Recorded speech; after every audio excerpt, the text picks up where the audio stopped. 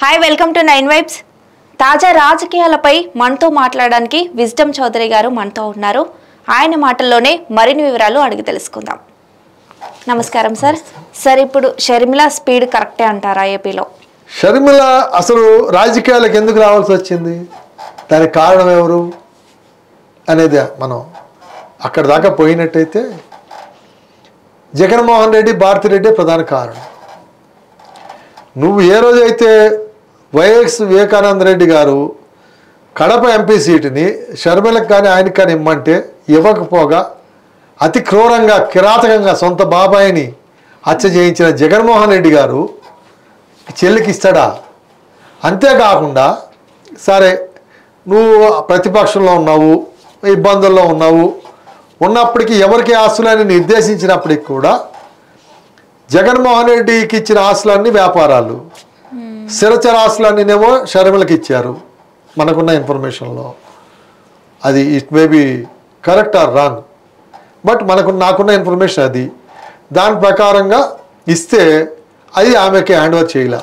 నా అన్ని కోర్టు అటాచ్మెంట్లో ఉన్నాయి, నువ్వు హ్యాండ్ ఓవర్ చేస్తే నాకెట్లా అని చెప్పి చేసుకున్నాడు. ఇందిరా టెలివిజన్ సాక్షిలో కూడా ఆమె చెప్పింది తినగాక మొన్న, నాకు 50% వాటా ఉంది కానీ నాకు వ్యతిరేకంగా దాంట్లో చేస్తున్నారు, ట్రోల్ చేస్తున్నారని చెప్పింది. సో ఏదైతే ఎన్టీఆర్ ఆ స్త్రీలకు ఆస్తి ఇచ్చాడో దాని ప్రకారంగా జగన్మోహన్ రెడ్డి గారికి, షర్మిల గారికి రాజశేఖర రెడ్డికి చెందిన ఆస్తి 50-50 అవుతుంది. ఒకరికి ఎక్కువ తక్కువ ఇవ్వడానికి లేదు. అదేవిధంగా రాజారెడ్డి గారు కూడా తనకున్న ఆస్తిని 5 కొడుకులు సమానంగా పంచాడు. పెద్ద కొడుకు మనోహర్ రెడ్డికి కానీ, రెండో కొడుకు రాజశేఖర రెడ్డికి కానీ, మూడో కొడుకు వివేకానంద రెడ్డికి కానీ, తర్వాత ఆఖరి 2 కొడుకులు ఉన్నారు సుధీకర్ రెడ్డి, సుధాకర్ రెడ్డి, వాళ్ళకి కానీ 5 సమానంగా ఆస్తులు పంచాడు ఆయన. పంచిన తర్వాత ఇప్పుడు రాజశేఖర రెడ్డి గారు సొంతంగా సంపాదించిన ఆస్తులు ఏదైతే ముఖ్యమంత్రి అయిన తర్వాత, మరి ముఖ్యమంత్రి కాకముందు ఆయన ఆర్థిక పరిస్థితి తెలుసు మనకి, ముఖ్యమంత్రి అయిన తర్వాత కోట్లకు పదకొండు లక్షల కోట్లకు పడగలెత్తింది మనం అన్ని చూసాం. మరి దాంట్లో రాజశేఖర రెడ్డి ఆస్తులు అన్నింటిలో 50-50 రావాలిగా, ఆమెకి ఇవ్వలేదు. ఇవ్వకపోగా ఇప్పుడు ఆమెని రాజకీయంగా తిప్పుకున్నావు, తల్లిని తిప్పుకున్నావు. ఇవాళ వాళ్ళు ఎక్కడ పెట్టావు నువ్వు? ఇప్పుడు వాళ్ళ సహకారంతో క్యాంపెయిన్కి అన్నిటికీ వాళ్ళు భారతిరెడ్డి ఏనాడా బయటకు వచ్చిందా? సాక్షి ఛానల్లో ఉంది తప్ప బయటికి రాలేదు కదా. ఇంటర్నల్ పాలిటిక్స్ ఏమైనా చేయొచ్చు, పబ్లిక్లో రాలేదు. ఆమె పబ్లిక్లో తిరిగింది ఎవరు?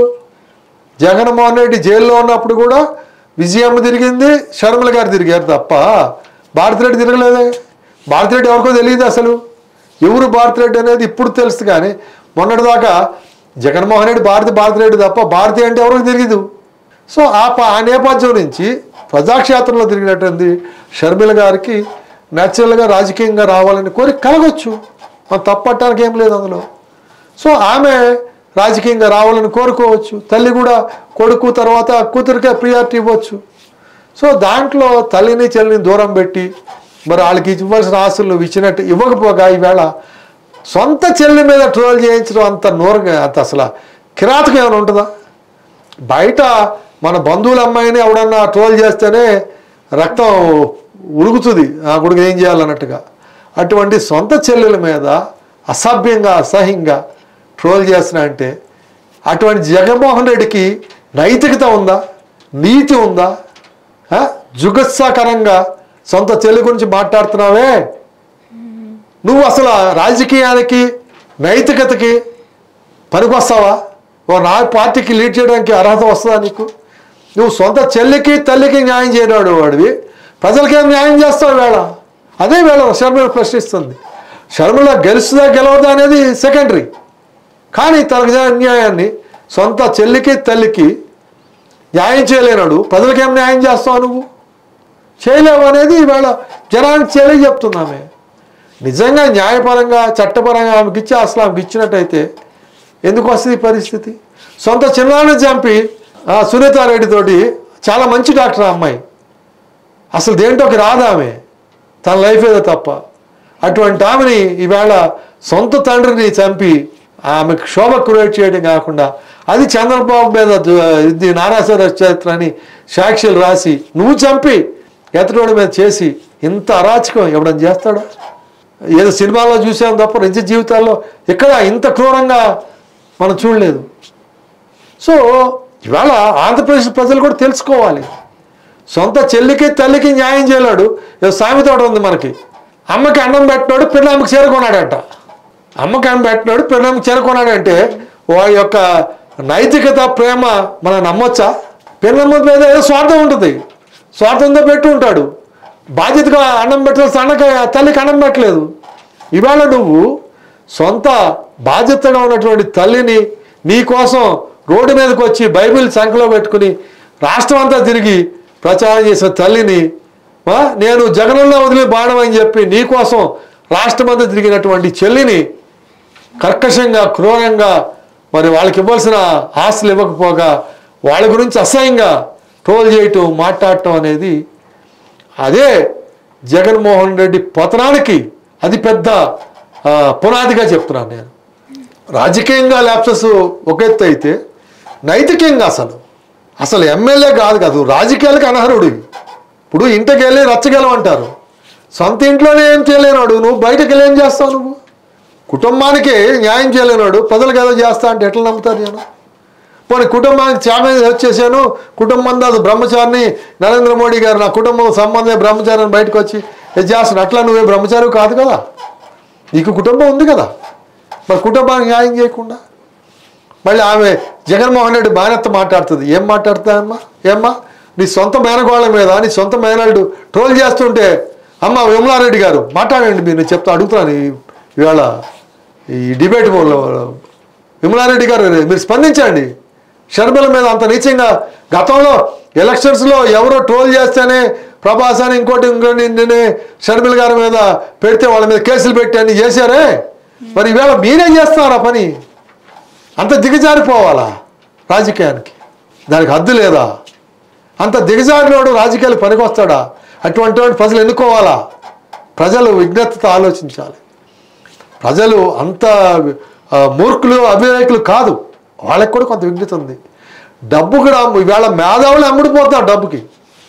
నువ్వు ఇల్లిటరేట్స్ని ఓటుకి అమ్ముకుంటున్నారనే మేధావులు ఎంతమంది అమ్ముడిపోయి మరి అంతగా క్రూరంగా ఉన్న పార్టీలకు అనుకూలంగా మాట్లాడుతున్నారో వాళ్ళకి సిగ్గు ఉండాలి, మేధావుల ముసుగులో మాట్లాడే వాళ్ళకి.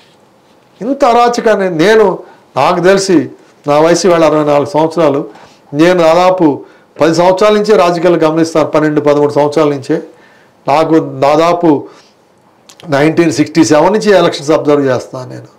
ఇంత అరాచకమైనటువంటి ప్రభుత్వం పరిపాలన నేను చూడలేదు. ఇందిరాగాంధీ ఎమర్జెన్సీ కూడా మాకేం ప్రభావం అనిపించలా. అసలు ఇందిరాగాంధీ ఎమర్జెన్సీ పోలిస్తే ఇవాళ జగన్ పరిపాలన ఆ ఇందిరాగాంధీకి 100 మార్కులు వేయచ్చు మంచి పరిపాలనని. ఏదైతే ఫెయిల్యూర్ ఎమర్జెన్సీ పాలనతో ఓడిపోయిందో అది బెటర్ అని చెప్పాల్సి వస్తుంది ఇతర పరిపాలన చూస్తే. పోలీసు రాజ్యం ఏంటండి? ఎమర్జెన్సీలో కూడా పోలీసులు ఇబ్బందులు పెట్టాలి. ఆంధ్రప్రదేశ్లో వెంకటరావు గారు ముఖ్యమంత్రి ఉన్నాడు ఇక్కడ. ఇతర రాష్ట్రాల్లో ఏం జరిగిందో మనకు తెలియదు. మేము ప్రాక్టికల్ ఇక్కడ చూసామంటే మనకి తెలుగు రాష్ట్రాల్లో తెలంగాణ ప్రాంతాల్లో నక్సల్ ప్రభావాల్లో కొంచెం ఇబ్బందులు పడ్డారు తప్ప మిగతా ప్రాంతాల్లో ఎక్కడ కూడా సామాన్య ప్రజలు ఎవరు ఇబ్బంది పడలా ఎమర్జెన్సీలో కూడా. ఈవేళ నువ్వు ఎమర్జెన్సీ తలపిస్తున్నావు. అసలు ఎమర్జెన్సీ లేకుండా రాజకీయ కుట్ర కేసులు ఏంటండి? ప్రజాస్వామ్య దేశంలో కుట్ర ఏంటి? అసలు కుట్ర అనేది ఎక్కడి నుంచి వస్తుంది? రాజుల పరిపాలనలో రాజుకు వ్యతిరేకంగా చేసేదాన్ని కుట్ర కింద తీస్తారు. ఇక్కడ కుట్ర కూడా ఎందుకు వద్దు? ప్రజాస్వామ్యం అనుకునేవాడిని. సో అందు గురించి ఏంటంటే షర్మిల గారి సమస్య అది మన జగన్మోహన్ రెడ్డి యొక్క వైఫల్యానికి పరాకాష్ట. కాబట్టి ఆమె ఎంతవరకు ఏం చేస్తా అనేది అయితే ఒకటి మాత్రం చెప్పగలుగుతాను నేను.